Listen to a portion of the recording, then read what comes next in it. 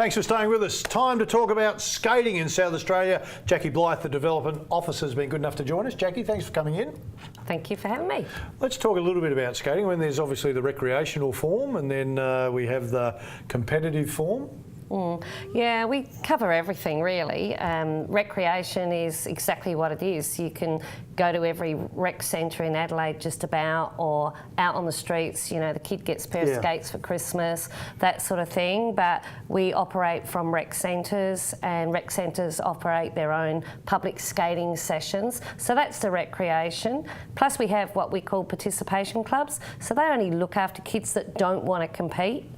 And then we go to clubs that go through the usual pathways of, you know, club skating, state titles, nationals, worlds. So we're talking roller skating here, aren't we? Yeah. Rather than ice skating, just for our viewers. We have two sorts. Okay, yeah. Quad skates and blades. Okay, well, so I grew up in the quad skates, and I don't mind saying, as a backwards speed skater, roller derby, I was about 7 out of 10. No, I'm serious. In the day, I'm leading to another question here, Jack, but in the day, truly, you had to, every weekend, every Friday night, they'd have the top 40 hits with Casey playing in the background. Yep. You know, I want to kiss you all over, you dance with your girlfriend skating backwards. That was what you did. I'm serious, Jack. Everyone, I know. Hundreds, thousands of people used to do it. But you know what? Now it's so competitive for that dollar. I'm not sure what they're doing, but they're not skating. So you've got a tough job. They are still having roller discos around various sites. Obviously at rec centres. I'll have to find out where they are. Obviously at recreation centres. I mean, we have some recreation centres that are pretty good to roller skating and allow us to book some pretty decent time at the rec centres. Then we have those that we're nowhere near allowed. And obviously a lot of schools won't let us skate in the schools, but it is becoming difficult as to where we can skate, but certainly roller discos are still alive and kicking. And the quad skates and the blades, right? So quad skates are still alive, are they? Oh yeah, 4 skates in all our disciplines. And then blades is only, inline hockey only use blades. But artistic, and speed use blades. They're better outdoors. Blades are better for outdoors as well. But artistic and roller derby use quads, but artistic use quads and blades. Okay, fair enough, it's good. You touched on it there, you know, a kid gets some roller skates for his Christmas present or birthday present, and he goes and skates around the street. Then you touched on it, the next bit you're saying, some of the recreational venues don't want you in there. Obviously, they feel their floors are going to get damaged from the skates. You're not allowed to skate on the roads, are you? No. So, or on the footpath. So you can cycle on the footpaths now, which is funny that you can't skate. But where do they practice? Well, hence the dilemma of the growth of the sport. I mean, obviously at those rec centres is where we practice. There's some trails. You can skate on bike trails. And you can on footpaths the same as bikes if you go certain speeds and if you yell out to people. But it's... Because I see a lot down the Glenelg foreshore, skaters going down there, and it's pretty cool. And look, if you're an individual, you know, you'll get away with skating anywhere. Yeah, sure. I mean, but if you're in big groups of people and if you're representing a state organisation, you kind of want to get permission, which is always hard to get. Speed skaters, they get up to speeds about 35, 40 kilometres an hour. The best one's 50. Wow. So where would they practice? Anzac Highway? We have a huge skating family in South Australia called the Bryants, and some of them are artistic. We had ex-world champion in artistic and the same in speed skating. But that family live past Gawler. They would skate, and I'm talking kids from under 15 all the way down, from Gawler to Glenelg to get an ice cream. Really? Yeah? Yeah. Wow. They're into speed skating, but that's their training. They'll do all the paths, all the trails. They go on the Northern Express bike track, not the Northern Expressway.